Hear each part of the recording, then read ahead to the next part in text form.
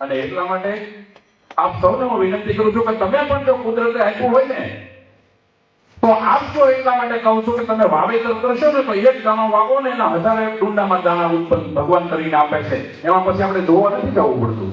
એમ તમે જો સમાજને આપશો ઉદાર હાથે તો ઈશ્વર પણ તમને ઉદાર હાથે આપશે. કારણ કે એ તો ઈશ્વર તો ઉપર બેઠો બેઠો જોવે છે તમે કેટલું વાપરો છો.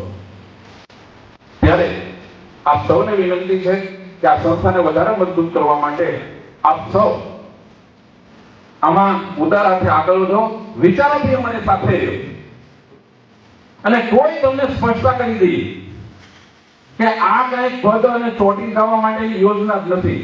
આ ગુજરાતમાં માત્ર એક આ એવું કાર્યાલય છે કે જે પ્રવૃત્તિ કરે છે 24 કલાક 365 દિવસ રાત્રે 9 થી 12 ખુલ્લું હોય છે સમાજ માટે. આ પ્રવૃત્તિ આ સંસ્થાના કાર્યાલયથી થઈ રહી છે. ત્યારે અહીંયા કોઈ પદનો મોહ નથી. કાલે આ તો અમે સભાનતાપૂર્વક આ પદ સંભાળીએ છીએ. આના માલિક અમે નથી, માત્ર માત્ર અમે આના સેવક છીએ.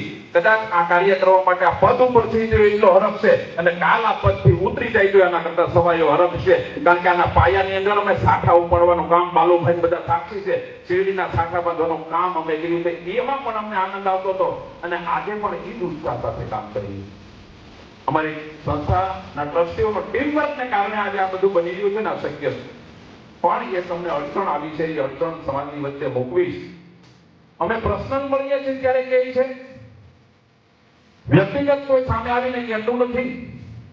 પણ આ સંસ્થા કાંઈ એમાં કરે જ નથી કરતી એટલે ઘણાએ તો એવું પણ કીધું કે આ લોકો બધું ખાઈ ગયા. કોઈ આ સંસ્થામાં આવ્યા પછી નવો પ્લોટ લીધો નથી કે ક્યાંય નવા બહાના નથી કરતા.